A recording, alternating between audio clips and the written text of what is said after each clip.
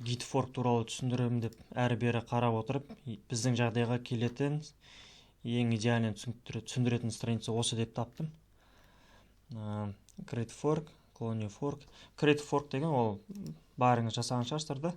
Жоқ, бәріңіз жасамапсыздар. 8 адам жасапты. Мына жерде fork деген кнопканы басасыз, сөйтіп пайда болған терезеде өзіңіздің аккаунтыңызды таңдайсыз. Мен бағана таңдап қойғам. Carnor-Max дегенде осылай пайда болды. Сосын соны мына жерден бет алып, өзіңізге локально міне clone fork дейді, локально клон жасайсыз. Міне клон тұр. Клон жасағаннан кейін modify the code андай бірдеңе өзгертіп, сосын бағана айтқандай commit push-тарыңызды жасайсыздар. Ол өздеріңіздің аккаунттарыңызға барады. Өздеріңіз аккаунтқа барғаннан кейін pull request құрасыздар. Pull request'ті мен қабылдаған кезде сіздің кодыңыз главный репозиторийда, жалағаш айтының ішіндегі репозиторийда пайда болады. Енді керісінше жағдай. Сіздің қатысыңызсыз мына жақта пайда болған кодтарды сізге көшіріп алу керек. Енді мен мына жерге жаңа ғана 3 нүкте мына жерге қосып қойдым ғой. Building Material Store деген. Мына жалағаш IT деген жерде тұр. Ал мына Carnor-Max'та page'ді ашып, index view'ді ашсам, ол жерде жоқ болу керек. Міне, Building Material Store мына жерде жоқ. Локально мына жерде жоқ. Енді соны тартып алу керек. Соны осы қазір git pull десем,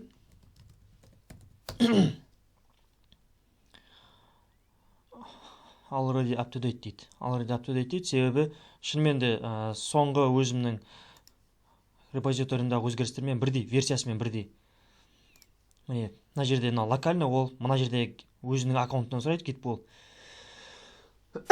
Ал сіздерге главный fork жасаған репозиторияны тартып алу керек. Сол үшін мынандай командалармен жалғастырасыз тірлікті.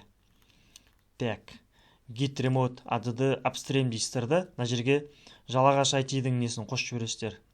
Git URL-ін ше. Қосасыздар да осы команданы неде орындайсыздар? Терминалда орындайсыздар. Мына любой папкада терминал ашпайсыздар. Именно осы жұмыс істеп жатқан біздің git репозиториімізде жасалынады барлығы. Так, соны жазғаннан кейін бұны былай тексерсеңіздер болады. Git remote v деп осылай тексерсеңіздер, сіздерде upstream деген қосылу керек. Екі upstream қосылады, fetch пен pushқа. Оған дейін оны мынаны git remote add деп қоспай тұрған кезде сізде тек қана origin ғана тұрады. Осы екеуі. Так, оны қосып тексеріп көз жеткізгеннен кейін git fetch upstream дейсіз. Git fetch upstream деген как раз осы Carnor-Max'тан емес, именно мына жалағаш IT-ден прямой тартып алады, өзіне әкеп қояды бедіп. Өзіне әкеп қойғаннан кейін сіздің рабочий мастер веткаңызбен слияние жасау керек. Get checkout master дейді. Get checkout master, егер сіз басқа веткада жүрген болсаңыз, пока что наны жазып керек емес. Өйткені әзірге барлығыңыз тек қана мастер деген веткамен жұмыс жасай бересіздер. Келесі бір практикаларда бірнеше веткалар ашармыз. Сол кезде веткадан веткаға секіріп ойнарсыздар. Пока что тек қана мастер. Кеттік. Енді осы мастерге сіздің мына жалағаш IT-ден тартып келген кодыңызды қалай merge қыламыз? Ол мысалы мынау тұр. Git merge дейміз де, upstream master дейміз. Upstream master десеңіз, как раз содан тартып алған нәрселеріңіз келеді. Так, git fetch upstream.